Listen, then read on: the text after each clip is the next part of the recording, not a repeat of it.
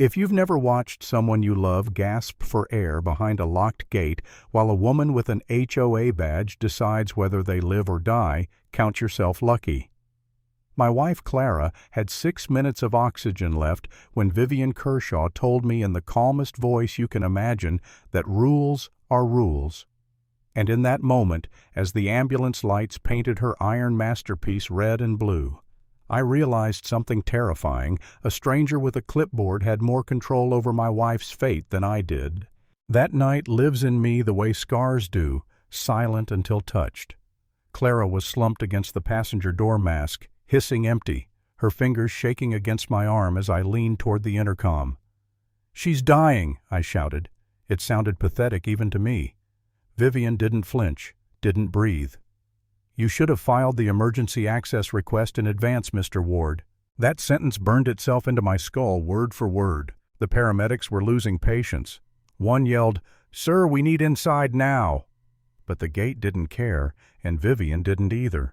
The lock glinted under the headlights like it was proud of itself. I hit speaker and called 911. "This is Elias Ward. I'm breaching the gate under emergency necessity. Document everything." Then I floored the gas. Steel screamed, sparks shot up. The gate folded like cheap foil. And as the ambulance roared past me, Clara's hand slipped from mine. The sight of them rolling her away. I think something inside me broke the same moment that gate did. By the time the police arrived, I wasn't angry anymore. Just hollow. I stood there with my palms up, watching my neighbors peek through curtains like I was some criminal caught mid-escape. Vivian stepped out in her silk robe like she'd been inconvenienced. "You're a danger to community property," she said. Not a word, not one, about Clara. I didn't respond. I didn't trust the things I wanted to say. The next morning my phone blew up with neighborhood posts calling me reckless, destructive, unstable. Vivian had posted a picture of the broken gate, grainy and dramatic, with the caption, "Resident endangers community." I watched the comments pour in while Clara slept in the next room, her breathing machine humming like a tired heartbeat. Then came the envelope on the doorstep. $18,560. Damages to HOA property. Signed by Vivian with the kind of signature people practice in mirrors. But something wasn't adding up. The gate should have opened. Fire code approved overrides don't fail. Not unless someone disables them. And that someone wasn't fate.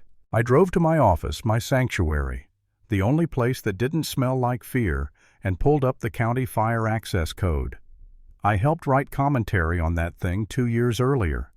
Clause 503.1, emergency ingress must remain unobstructed, non-negotiable, untouchable.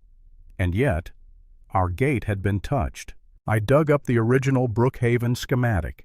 It was supposed to include a dual access system manual key override and fire department frequency receiver. But what I found on the gate that night wasn't regulation. Wires were sloppy, components cheap. The receiver was gone. Someone had tampered with it. Someone with authority. Someone with a motive. Vivian Kershaw. At the HOA meeting that evening, she stood at the podium like a smug crow in a navy blazer. Tonight's agenda concerns the reckless property damage committed by Mr. Ward. Her smile was so polished it squeaked. But then I noticed someone else, Miles Trent, the HOA treasurer. Quiet man, former paramedic. And he wouldn't look at me. His knee was bouncing like a live wire. When Vivian opened the floor for comments, neighbors repeated her accusations like trained parrots. Not one mentioned Clara. They talked about property values while my wife was still healing. When it was my turn, I said, the gate was non-compliant with county emergency standards. A few heads snapped my way. Vivian raised an eyebrow. "Are you implying this board broke the law?" I didn't blink. "I'm saying someone tampered with a safety system designed to save lives." Miles flinched. After the meeting, I caught him at the door. "She's got everyone scared," I said. His jaw tightened. "You think I don't know?" His voice cracked. "You think I sleep at night after what happened?" I stepped closer. "Then help me." He swallowed. "She told me the override was unnecessary, said it made the community too accessible." His voice dropped to a whisper. "I warned her. She didn't care." That should have been enough to lift the weight in my chest. Instead, it made it heavier. The next few days were hell. Vivian plastered flyers at every mailbox labeling me a security threat. Neighbors crossed the street when I walked outside. A kid whose mother once brought Clara soup pulled him closer when they passed our house. Clara kept telling me, "Let it go. You don't have to keep fighting."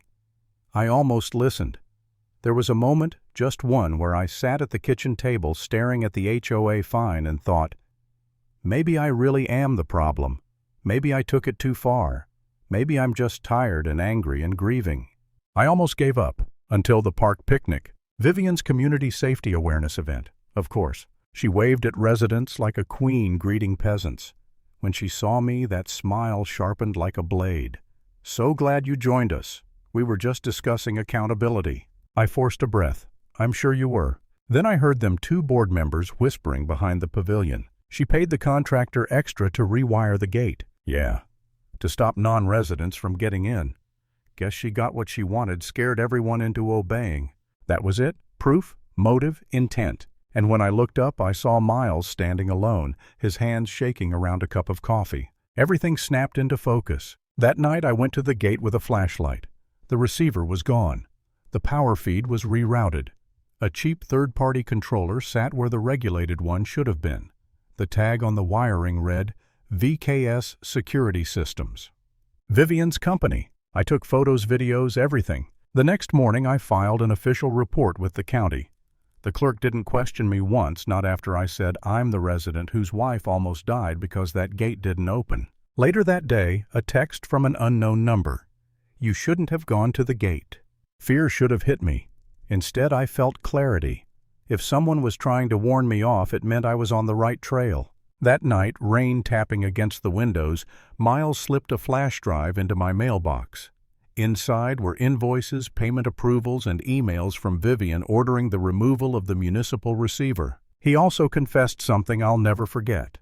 She told me not to answer the emergency line that night.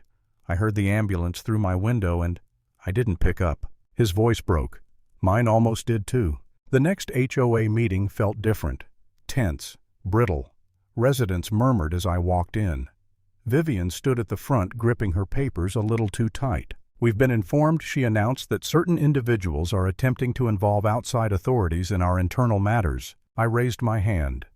Point of clarification, does governing ourselves include overriding state safety law? She froze just long enough for everyone to notice. Then I said it, loud enough for the back row. "The emergency access receiver was replaced with a device registered under your personal business VKS security systems. No permits filed, no inspections logged." Gasps, whispers, eyes shifting. Vivian forced a smile. "That is a fabrication." "I submitted evidence to the county," I replied. "Case number 147B. She snapped. "You're out of order. Remove him." Two security volunteers stepped forward, reluctant and embarrassed. I walked out on my own. The next morning, county trucks were at the gate. Inspectors in vests, clipboards, cameras. Vivian showed up 10 minutes later and nearly imploded trying to control the narrative. But it was too late. Dana Feld, the county inspector, was here, and she wasn't going to play HOA politics. By the end of the day, Brookhaven was buzzing like a kicked hornet nest. Rumors spread. Screenshots circulated. Neighbors who once avoided me now whispered, "Is it true?"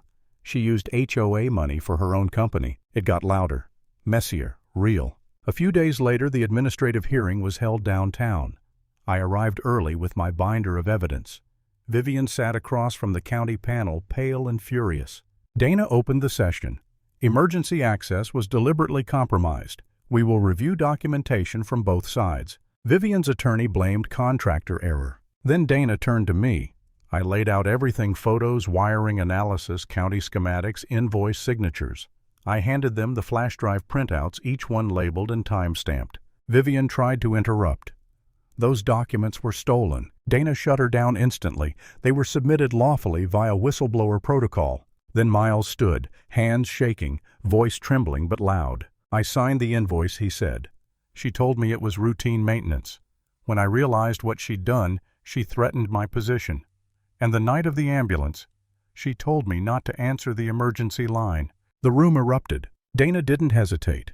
"The department finds sufficient cause to suspend the HOA board pending prosecution review. Mrs. Kershaw, you are relieved of all authority effective immediately." Vivian's face collapsed. "You can't do this. You don't understand. This community needs order." Dana didn't blink. Order built on obstruction is not order. It's danger. The gavel slammed. It was over. Or so I thought. The county held a public follow-up session. News vans lined the street. Reporters swarmed the park where Vivian once ruled like royalty. When she took the stage with her attorney, the crowd was ready. Dana spoke first, outlining violations: unlicensed wiring, misuse of HOA funds, falsified records. Residents shouted over the attorney. "You risked lives. You blocked an ambulance. You abused your position." Vivian cracked under the noise. "You think I wanted this? I was protecting the neighborhood from outsiders, from liability, from chaos." She pointed at me. "He destroyed everything." I stepped forward, voice steady. "The only thing I destroyed was the gate that almost killed my wife. You destroyed this community long before I touched it." Silence rippled outward. Cameras clicked. For the first time since I'd moved into Brookhaven, people weren't afraid to look the truth in the eye. Dana finished the session with one final statement. "Mrs. Kershaw's business license is suspended. Further charges are under review." Vivian's attorney escorted her away as reporters shouted questions. She didn't answer a single one. And just like that, her reign ended exactly where it began, in front of a gate she never should have controlled. As for me, I didn't feel triumph, not relief, just a quiet, steady truth settling in my bones. People like Vivian build kingdoms out of fear, but fear only works until someone finally says, "No." And that's the lesson: rules don't protect communities, accountability does.